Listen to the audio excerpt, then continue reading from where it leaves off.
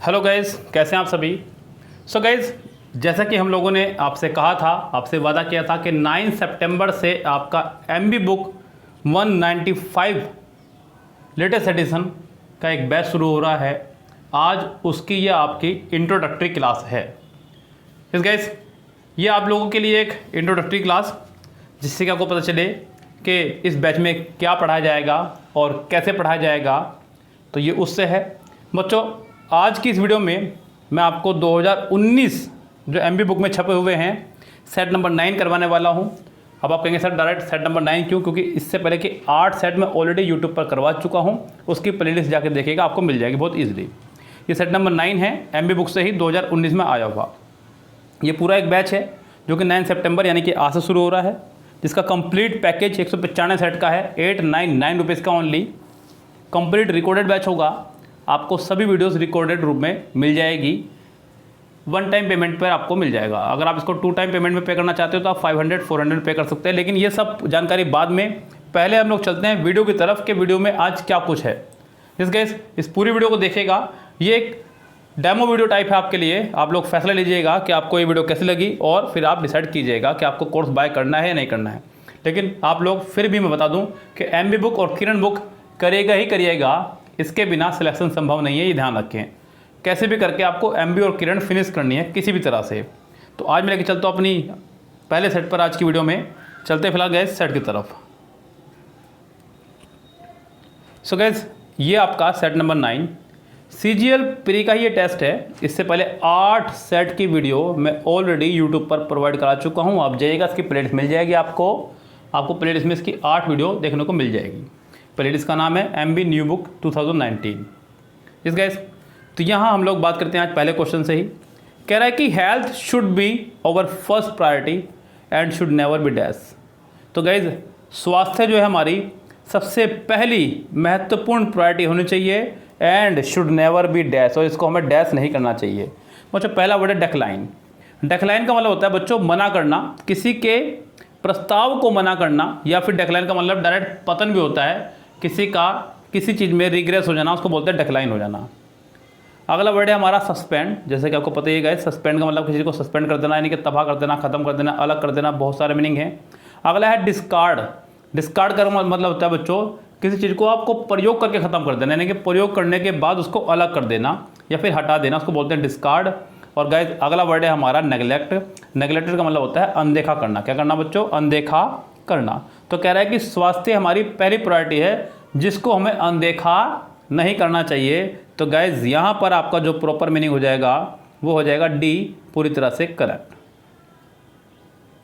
अगला वर्ड देखिएगा, कह रहा है कि यहाँ पे क्या आएगा? A colour blind person is not able to dash between colours. बच्चों, कलर ब्लाइंड एक बीमारी होती है, हिंदी में बोलते हैं इसको वर्णांधता। Colour blind person is not able, वो योग्य नहीं होता है, टू डैश बिटवीन कलर्स, यानी कि कलर्स के बीच में वो डिफरेंस डिस्टिंग्यूज वो नहीं कर पाता है, अंतर पता नहीं कर पाता है कलर ब्लाइंडनेस में व्यक्ति। तो बच्चों, ये कलर ब्लाइंडनेस के लिए आपका आ जाएगा डिस्टिंग्यूज बिटवीन कलर्स। डिफाइन मतलब निश्चित कर पाना, ग्लांस मतलब झलक, ऑब्जर्व मतलब पहचानना। तो यहाँ पर डिस्टिंग्यूज हो जाएगा बच्चों, कलर्स के बीच में वो डिस्टिंग्यूज नहीं कर पाता। शायद ग्रीन कलर को लेकर के थोड़ी कन्फ्यूजन रहती है। ये कलर ब्लाइंडनेस है बच्चों, ये जन्मजात बीमारी है और इसका इलाज भी कोई नहीं है। आंखों में 4 दोष होते हैं, आपको पता होगा, निकट दृष्टि, दूर दृष्टि, सब आपको पता ही है बच्चों। चलिए फिलहाल आगे बढ़ते हैं। यहाँ पे बतानी है इस सेंटेंस में ग्रामेटिकली एरर क्या है। Lucy has already cut the cake when we reach the party hall. आपको बताना है कि इस दिए गए सेंटेंस के किस पार्ट में एरर है। Lucy has already, the party hall, when we reached या कट द केक। ये 4 पार्ट आपके सामने हैं बच्चों। अगर आप लोग गौर कर रहे होंगे तो कह रहा है कि वैन आपका एज ए कंजक्शन इस्तेमाल हो रहा है, और वैन के बाद वाले पार्ट में आपको सेकंड फॉर्म दिखाई दे रही है, और पहले वाले पार्ट में आपको हैज़ दिखाई दे रहा है, यानी कि फर्स्ट फॉर्म देखा जाए तो एस या ईएस। यानी कि ये हिस्सा चल रहा है हमारा प्रेजेंट में और ये वाला हिस्सा चल रहा है हमारा पास्ट में। बच्चों, मैं आपको पहले ही बता चुका हूँ, यदि सेंटेंस प्रेजेंट में चल रहा है तो पूरा सेंटेंस प्रेजेंट में चलेगा, और यदि सेंटेंस पास्ट में चल रहा है तो पूरा सेंटेंस पास्ट में ही चलेगा। अब यहाँ पर क्या करना होगा बच्चों, आपको या तो इस हैज़ को हैड करना होगा या इस रीच्ड को रीच करना होगा। अब ऐसे में बच्चा बहुत कंफ्यूज होता है कि मैं रीच को रीच्ड करूं, तो रीच को रीच करूं या फिर हैज़ को हैड। तो बच्चे ध्यान दीजिएगा, यहाँ थोड़ा सेंस में भी जाना है। कह रहा है कि जब हम लोग पार्टी हॉल में पहुंचे तो लूसी केक काट चुकी थी। तो गैस यहाँ पे ये बात सत्य है कि आपके जाने के बाद उसको मतलब केक काट चुकी थी। ये आप पास्ट की किसी इवेंट के बारे में बता रहे हैं, प्रेजेंट में इस इवेंट का आप जिक्र कर ही नहीं सकते। तो यहाँ पे आपको हैज़ की जगह हैड ही लगाना होगा, तब जाके सेंटेंस ठीक होगा। यस, ये बात आप किसी को बता रहे हैं कि कोई काम घटना घट चुकी है, उसके बाद आप उसका जिक्र कर रहे हैं। जब घटना घटी नहीं है तो फिर आपको पता ही नहीं है कि वो केक काट देगी नहीं काट देगी, इसलिए यहाँ पे आपका आंसर हो जाएगा ए करेक्ट। चलिए जी, कह रहे हैं कि आपको बताना है पैसिव। बच्चों आपको बता दूं मैं पहले ही, जब भी किसी भी सेंटेंस का आपको बनाना हो पैसिव, तो पैसिव बनाते वक्त सिर्फ एक चीज़ पर निगाह रखें बहुत ज़रूरी तौर पर, वो है आपका बी। यस गाइस, मैंने आपको हमेशा बताया है कि बी की फैमिली के बिना दुनिया का कोई भी पैसिव तैयार नहीं हो सकता। बी की फैमिली का होना जरूरी है। बी की फैमिली मतलब is, am, are, was, were, be, been, being, ये 8 मेंबर इसके अंदर हैं। फिर तो सुन लीजिएगा एक बार, लिख लीजिएगा। बी की फैमिली में 5 इसके आते हैं servant, is, am, are, was, were, और 3 ये खुद, बी, बीन, बीइंग। इनके बाद हमेशा वर्ब की थर्ड फॉर्म आया करती है अगर सेंटेंस पैसिव है तो। इनके बिना दुनिया कोई पैसिव बन ही नहीं सकता। तो आपको बनाना है passive. People claim to have seen the wild and mad elephant in several cities. सबसे पहले आप देखिए कि बी की फैमिली प्लस थर्ड फॉर्म कितनों में आई है। तो बच्चों यहाँ पर पहले में भी है, दूसरे में भी है, तीसरे में भी है, चौथे में भी है। अब हमें रेस से बाहर किसको निकालना, उसको देखना होगा आपको बच्चों। रेस से बाहर निकालते वक्त आपको ध्यान देना होगा क्या कर रहा है वो। पीपल क्लेम, बच्चों क्लेम आपकी वर्ब की फर्स्ट फॉर्म है। जब सेंटेंस में हो वर्ब की फर्स्ट फॉर्म तो हम लोग लगाया करते हैं is, am, are plus third form, is, am, are plus third form. तो गैस आपको is, am, are plus third form ढूंढनी है, जो कि पहले में नहीं है, दूसरे में है, तीसरे में है, चौथे में नहीं है। बीइंग का इस्तेमाल आप आईएनजी वाले सेंटेंस में करते हैं, इसलिए ये भी नहीं होगा। इसका आंसर आपका हो जाएगा बी, पूरी तरह से करेक्ट। आपको बताना है कि अंडरलाइन वाले पार्ट में क्या एरर होगी। I wish I was the principle of my school. काश मैं अपने स्कूल का प्रिंसिपल होता। बच्चों जब सेंटेंस आपका एक अनकंडीशनल हो, यानी कि कंडीशनल हो कि मतलब ऐसी कोई बात जो ना तो पूरी हुई और ना ही पूरी होगी। काश मैं चिड़िया होता, काश मैं प्रधानमंत्री नरेंद्र मोदी होता, तो जो ना तो हुई और ना ही कहीं पूरी होगी उनको बोलते हैं कंडीशनल। साथ ही साथ ध्यान रखें आपके सेंटेंस में अगर इफ़ लग रहा हो, विश लग रहा हो, एज इफ़ लग रहा हो, तो ये सब चीज़ें दर्शाती हैं कि सेंटेंस आपका कंडीशनल है। ऐसे में आप सब्जेक्ट चाहे कुछ भी हो, लेकिन सबके साथ आपको लगाना होगा वर्ब प्लस नाउन ही, वर्ब प्लस नाउन ही। जरा एग्जाम्पल से समझे 2-3। I wish I were the prime minister of India. काश मैं भारत का प्रधानमंत्री होता। If I were a bird, if I were a bird, काश मैं चिड़िया होता। तो बच्चों आई नहीं, सभी के साथ में if she were my wife, काश वह मेरी पत्नी होती। तो बच्चों इस तरह की जब कंडीशन हो तब आप लोग इस्तेमाल करते हैं सभी के लिए वर का और इफ़ का, इनको बोलते हैं कंडीशनल सेंटेंस। तो यहाँ पे आपका आएगा आई विश आई वर, यानी कि इसका आंसर हो जाएगा पहला ही करेक्ट। अब बच्चों अगला है आपका सेंटेंस रीअरेंजमेंट, यानी कि PQRS। अब बच्चे बहुत सारे पूछ रहे थे सर PQRS क्या है, PQRS क्या है, तो ये वही PQRS है जो आप पूछ रहे थे। PQRS करते वक्त बच्चों सबसे पहले आप ध्यान रखें कि सेंटेंस में सब्जेक्ट यानी कि नाउन कौन से पार्ट के पास में है। PQRS बच्चों 2 तरह के होते हैं, एक ग्रामर बेस्ड, यस, और एक आपका पूरा का पूरा सेंटेंस बेस्ड। ग्रामर बेस में क्या होता है बच्चों, एक ही सेंटेंस को तोड़ दिया जाता है, अलग अलग पार्ट में बांट दिया जाता है। और ये सेंटेंस बेस्ड है आपका, इसमें क्या होता है बच्चों 4 अलग अलग सेंटेंस दे करके एक सीक्वेंस में लगाना होता है। जैसे कि मैं बताने लगूँ आपको कि मैं सुबह जल्दी उठा, सेंटर पर गया, नाश्ता करा और नहाया। तो आपको सिस्टम से लगाना है, तो आप कहेंगे कि मैं सुबह जल्दी उठा, नहाया, नाश्ता करा और सेंटर पे गया। तो ये एक सिस्टम बना है आपका बहुत अच्छा वाला। ऐसे आपको यहाँ सिस्टम बनाना होगा। जरा देखते हैं क्या सिस्टम बन रहा है। कह रहा है कि there are many gadgets that are operated by a remote control and contain a silicon chip.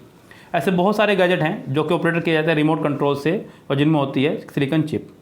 This produce an infrared beam made up of electromagnetic waves. तो इससे जो है इंफ्रारेड बीम बनते हैं जो कि इलेक्ट्रोमैग्नेटिक वेव्स बनाते हैं। When a button is press, जब कोई बटन दबाया जाता है ऑन द रिमोट कंट्रोल पर the chip sets of an electronic vibration. तो इलेक्ट्रॉनिक वाइब्रेशन अपना आप होना शुरू हो जाती है। The beam carries a coded signal for operating the system. और वो बीम जो है लाइटों का जो है वो एक सिग्नल लेके जाता है, उसको ऑपरेट करना शुरू कर देता है। तो यहाँ पे बच्चों सबसे पहले सेंटेंस आएगा देयर आर मैनी गैजेट्स। आज मार्केट में से बहुत सारे गैजेट्स हैं जो कि रिमोट कंट्रोल से चलते हैं, यानी कि ए तो कन्फर्म है शुरू में आएगा ही आएगा। अगर ए शुरू में आएगा तो आपका कम से कम सी वाला रेस से बाहर हुआ। अब लेकिन इसके बाद क्या आएगा, कह रहा है कि there are many gadgets that are operated by a remote control and contain a silicon chip. चलिए, कह रहा है कि उसके बाद में when a button is press, जब आप उस बटन को दबाते हैं off the remote on the remote control the chip, तो चिप की बात हो रही थी, अब चिप से शुरू होगी बात, यानी कि ए के बाद सी कन्फर्म आएगा। अब ए के बाद अगर सी कन्फर्म आएगा तो डी वाला भी रेस्ट हुआ बाहर। चलिए जी, तो भैया अब ए और सी दो में है। चलिए आगे बढ़ते हैं। कह रहा है कि दिस प्रोड्यूस, ये प्रोड्यूस करता है एन इंफ्रा बीम, एक बीम बना देता है जो कि इलेक्ट्रोमैग्नेटिक वेव से बना होता है, और ये बीम जो है कैरीज करता है कोडेड को, सिग्नल को कोडेड करता है और वो ऑपरेट करना शुरू कर देता है, यानी कि ए सी बी डी। आपका आंसर हो जाएगा बी, पूरी तरह से करेक्ट। अब गैस आगे की जो कहानी है वो है क्लोज टेस्ट की। अब गैस आपको पता ही है कि मैं आजकल आपके लिए क्लोज टेस्ट की सीरीज चला रहा हूँ, 100 क्लोज टेस्ट सीरीज, जहाँ मैं MBA बुक से ही क्लोज टेस्ट करवा रहा हूँ। तो आप ये क्लोज टेस्ट तो वहीं से ही कर सकते हैं। ये क्लोज टेस्ट आपका 9 है, ये आपको उन्हीं वीडियो में मिल जाएगा, तो ज़्यादा बड़ी बात नहीं है, बहुत इजीली आपको ये मिल जाएगा। तो इसको आप वहीं से कर लीजिएगा। मैं क्लोज टेस्ट को स्किप करते हुए आगे बढ़ूँगा, यहाँ सीधा आपको लेकर चलूँगा क्वेश्चन नंबर 12 पर। कह रहा है कि आपको बताना है कि करेक्ट स्पेलिंग इनमें से कौन सी है। कोमेमोरेट, कोमेमोरेट, तो बच्चों आप लिखें कोमेमोरेट को, स्पेलिंग करें करेक्ट अपनी, COMMEMORATE, कोमेमोरेट, कोमेमोरेट, यानी कि आपका आंसर हो जाएगा सी करेक्ट। आगे बढ़िएगा। कह रहे कि enclose area where aircraft are kept and repaired, एक ऐसा एरिया जहाँ पर एयरक्राफ्ट को रखा जाता हो और उनको रिपेयर किया जाता है, उसको बोलते हैं गाइस हैंगर। क्या बोलते हैं उसको, हैंगर। तो वो एरिया कहलाता है हमारा हैंगर, जहाँ पर एयरक्राफ्ट को रखा जाता हो और उनका ध्यान भी रखा जाता हो, तो उसको बोलते हैं हैंगर। अगला है बच्चों यहाँ पे कि आपको बताना है डायरेक्ट से इनडायरेक्ट कैसे बनाएंगे। He said to me what time do the banks open and close. Interrogative है बच्चों, तो इंट्रोगेटिव को हम लोग डब्ल्यू फैमिली से ही कनेक्ट कर दिया करते हैं। ही सैड मी, अब पहले वाला सैड की वजह से बाहर हो गया है, दूसरे वाले में आस्क है, तीसरे वाले में वांटेड आ गया, ये रेस से बाहर, चौथे वाले में आस्क है, ये रेस में शामिल है। अब बच्चों डू, आपका डू नहीं रहेगा, ध्यान रखें। सबसे बड़ी बात तो ये है क्योंकि डायरेक्ट से इनडायरेक्ट बनाते समय हम लोगों को ध्यान रखना होता है कि प्रेजेंट को हमेशा पास्ट में चेंज करते हैं। तो यहाँ पर डू नहीं रहेगा, और जब डू नहीं रहेगा तो आपका ये फोर्थ बाहर हो जाएगा रेस से, तो आपका बचेगा सिर्फ और सिर्फ बी, यानी कि आपका आंसर हो जाएगा बी, पूरी तरह से करेक्ट। सेंटेंस नंबर 15 कह रहा है कि one of the greatest responsibilities of a scientist is that his discoveries and invention are utilise to the overall development of the nation. जो सबसे बड़ी जिम्मेदारी होती है एक साइंटिस्ट की वो ये होती है कि उसकी डिस्कवरी और इन्वेंशन जो है ऑल ओवर द नेशन में यूटिलाइज किया जाए डेवलपमेंट के लिए, यानी कि विकास के लिए, नुकसान के लिए नहीं, विकास के लिए। आपको बताना है कि सेंटेंस के किस पार्ट में एरर है। सेंटेंस को बहुत आराम से पढ़ेगा, बहुत बड़ी बात नहीं है, बहुत ईजिली तरह से पढ़ेगा। ज़रा ध्यान दीजिएगा। पहले one of the greatest responsibilities, sentence को बांटते हुए पढ़ेंगे ना तो ज़्यादा अच्छा रहेगा आपके लिए, वरना तो आप लोग कन्फ्यूज़ हो जाएंगे। ध्यान देना, one of the greatest responsibilities. अगर आपको बच्चों याद हो तो मैंने आपको हमेशा बताया है कि प्रेपोजिशन के बाद वाले पार्ट को सेंटेंस के अंदर कुछ नहीं माना जाता है। तो one of the greatest responsibilities, इसको आप कट कर देंगे। ऑफ अ साइंटिस्ट, ये भी कट हो जाएगा, ये जो इज आ रहा है वन की वजह से है, तो ठीक है। तो that his discoveries and inventions, उसकी जो डिस्कवरीज हैं और इन्वेंशंस हैं, ये कहना चाह रहा है आर यूटिलाइज्ड। अब बच्चों सेंटेंस जा रहा है आपका पैसिव में, is am are plus third form, तो ये डिस्कवरीज और इन्वेंशंस के लिए इस्तेमाल हुआ है। टू द ओवरऑल, बच्चों यहाँ पे टू की ज़रूरत नहीं है, टू आपका नहीं होना चाहिए था। टू हमारा वर्ब से वर्ब को कनेक्ट करना काम करता है, या नाउन से नाउन को, तो यहाँ पे नहीं आएगा आपका। आर यूटिलाइज्ड फॉर द, या फिर इन द, वैसे फॉर लगाना अच्छा रहेगा, for the overall development of the nation, क्योंकि ये एक टारगेट के, एक उद्देश्य के प्रति बात हो रही है। और जब बात करें हम लोग किसी उद्देश्य की तो हम लोग फॉर का इस्तेमाल करते हैं। वैसे भी यहाँ पर टू तो आना ही नहीं था, क्योंकि सेंटेंस पैसिव में जा रहा है। किस में जा रहा है सेंटेंस? पैसिव में, तो पैसिव के हिसाब से यहाँ पे वर्ब आनी थी। टू आपका यहाँ नहीं आएगा, सेंटेंस में आपकी एरर है तो एरर है सी पार्ट में। आगे बढ़ेंगे गाइस, तो हमारे पास आगे है वोकेबलरी। अब हम लोग वोकेबलरी डिपेंड करेंगे। हालांकि बच्चों मैंने इस बुक से सेट वाइज अलग से वोकेबलरी कराई गई है, बाकायदा MB बुक वोकैब के नाम से आपको एक प्लेलिस्ट मिलेगी जहाँ 50 के आसपास वीडियो हमारी है और बाकायदा सेट वाइज है, सेट 9, सेट 10, सेट 11 लिखा हुआ है बाकायदा वीडियो के ऊपर। लेकिन फिर भी मैं आपको ये सोल्व करा रहा हूँ, उसको देखेगा। पहले मैंने आपको बताया कि अगर आपको अलग से वोकेबलरी पढ़नी हो तो आप पढ़ सकते हैं। जैसे कि पहला वर्ड है स्लगिस। बच्चों स्लगिस बोलते हैं सुस्त को, आलसी को, धीमे को, स्लगिस। आपको बताना है एंटोनियम्स, यानी कि इसका अपोजिट बताना है। तो साफ दिखाई दे रहा है कि इसका अपोजिट हो जाएगा एक्टिव। 16 का आंसर आपका हो जाएगा सी, क्योंकि वीक माने होता है कमज़ोर, डल माने भी होता है बच्चों डल यानी कि कमज़ोर, और सेडेंट्री का मतलब भी होता है बच्चों गतिहीन, जिसमें कोई गति ना हो। तो यानी कि ये सभी इसके हो जाएंगे सिनोनिम्स। आपका एक ही बचता है एंटोनिम्स, वो है सी। अगला वर्ड है हमारा होस्टाइल। बच्चों होस्टाइल का मतलब होता है शत्रुता, घोर शत्रुता होना। आपको बताना है एंटोनियम्स। अनफेवरेबल, जो आपके पसंद में ना हो। एडवर्स यानी कि विपरीत, बिल्कुल जस्ट उल्टा। एमिएबल, मिलनसार, बिल्कुल हो सकता है। वॉयलेंट मतलब हिंसक, ये भी नहीं होगा। तो इसका भी आंसर हो जाएगा आपका C correct.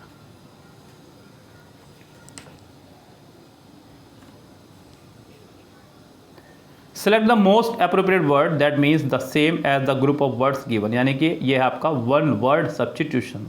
A short story with a moral, एक छोटी सी कहानी जिसमें नैतिकता की कहानी हो। Usually with animals and characters, जो जानवरों से मेनली जुड़ी हुई हो। तो गैस जानवरों से जुड़ी हुई हो, नैतिकता की कहानी हो, ऐसी कहानी को बोलते हैं फेबल। क्या बोलते हैं बच्चों? फेबल बोलते हैं ऐसी कहानियों को। अगला है बच्चों हमारे पास जो वर्ड, वो है पैरोडी। पैरोडी का मतलब होता है बच्चों एक तरह की नकल, लेकिन मजाकिया फॉर्म में।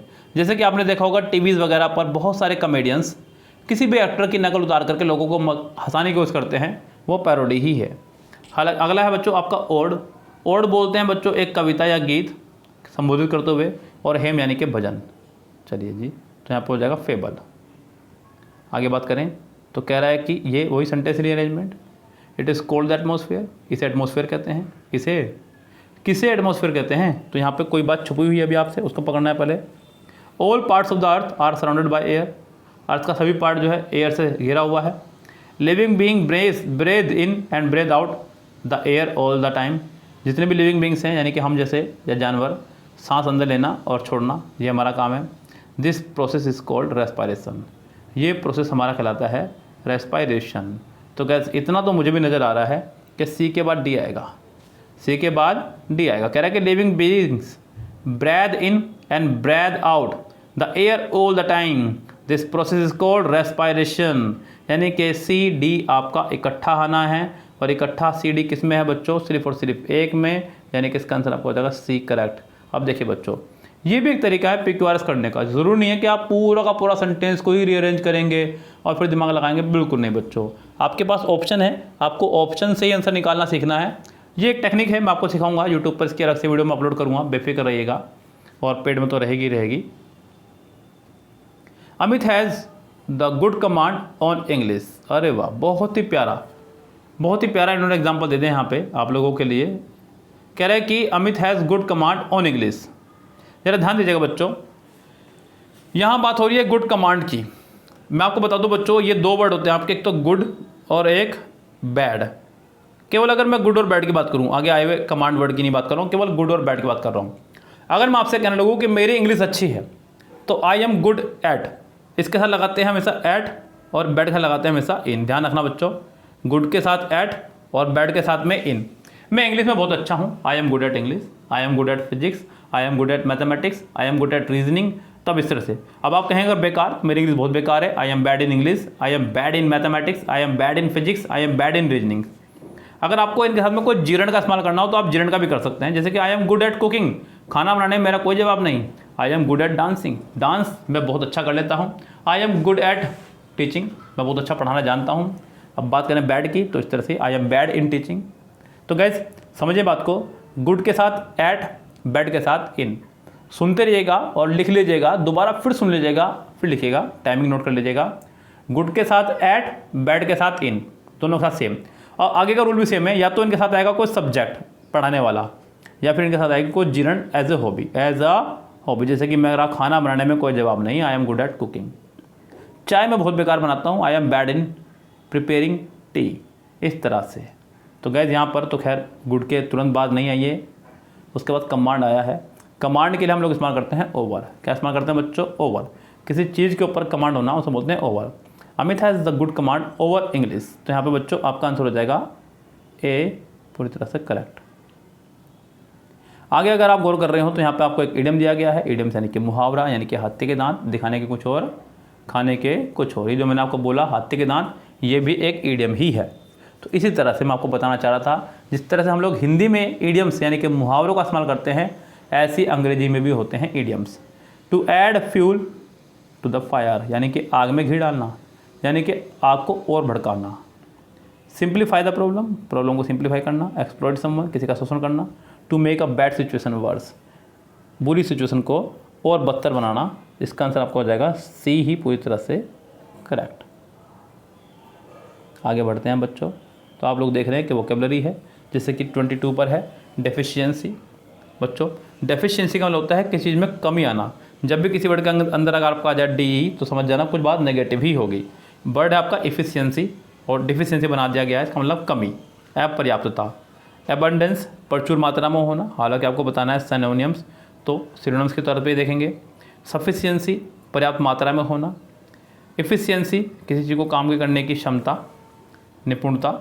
आपका आ जाएगा इनएडुकेटी, यानी कि अपर्याप्त। इसका आंसर आपका हो जाएगा डी ही करेक्ट। सॉरी बच्चों, यहाँ पे बताना था सिनोनिम्स। हाँ ठीक तो है बच्चों, डिफिशियंसी है ना, तो ठीक है, यानी कि डी इसका आंसर हो जाएगा करेक्ट। कैटास्ट्रोफिक, कैटास्ट्रोफिक का मतलब होता है बच्चों विनाशकारी। जो चीज़ नाश कर दे किसी चीज़ का, उसे बोलते हैं कैटास्ट्रोफिक। टफ, खतरनाक। मिस्टीरियस, रहस्यात्मक। और डिजास्टरस, यानी कि विनाशकारी। तो इसका आंसर हो जाएगा सी करेक्ट। और डेलिकेट मतलब कमजोर। बच्चों टफ का मतलब सख्त भी होता है, ध्यान रखें। आपको बताना है स्पेलिंग कौन सी करेक्ट है। डेफिनेट, तो बच्चों आप लोग लिख के देखेंगे जब भी अच्छे से रहेगा। ये एग्जाम में बहुत आती है आपकी स्पेलिंग। तो डेफिनेट, DIFINIT, तो डेफिनेट की स्पेलिंग ये है करेक्ट। एग्जाम में कई बार डेफिनेशन की स्पेलिंग भी आ जाती है, तो डेफिनेशन की स्पेलिंग इसी से बनेगी डेफिनेशन, नॉट डेफिनेशन। कुछ बच्चे यहाँ पे आई की जगह ए लगा देते हैं, जो कि गलत है। अगला बच्चों इडियम्स, हॉब्सन चॉइस। बच्चों हॉब्सन नाम का एक राक्षस हुआ करता था, उसी से बना है आपका हॉब्सन चॉइस। तो गाइज हॉब्सन चॉइस मतलब जहाँ पर विकल्प यानी कि ऑप्शंस ना हो, ऑप्शंस आपके सामने बहुत ना के बराबर हो। And apparently free choice where there is no real alternatives, यानी कि इसका आंसर हो जाएगा आपका सी पूरी तरह से करेक्ट। तो गाइज ये है आपका MB बुक से 195 सेट्स के सोल्यूशन की एक झलक जो आपको मिलने वाली है, पूरी की पूरी कंप्लीट। और ये ही है वो बुक जो आपके सिलेक्शन के लिए बनी है। खुद से करें, ऑफलाइन करें, ऑनलाइन करें, कैसे भी करें, लेकिन इस बुक को कंप्लीट करें। यहाँ बात लालच की नहीं है, कच्चा लालच नहीं करना बच्चों आपको, क्योंकि अगर आज सामान्य स्थिति होती तो आप लोग सभी कोचिंग कर रहे होते और तब भी खर्चा हो रहा होता। तो आप लोग सिर्फ सिलेक्शन की तरफ ध्यान दें अपने, यस, पछताना ना पड़े आपको। इसलिए मैंने बिल्कुल शुरुआत में ही इस बार बैच बना दिया आप लोगों के लिए, यस, स्टार्टिंग से ही, जो कि बहुत आराम से आप 1 मंथ में फिनिश करके आप इसको रिवीजन भी कर सकते हैं। चलिए फिलहाल गाइस चलते हैं, लेते हैं आपसे विदा। Goodbye, have a nice day.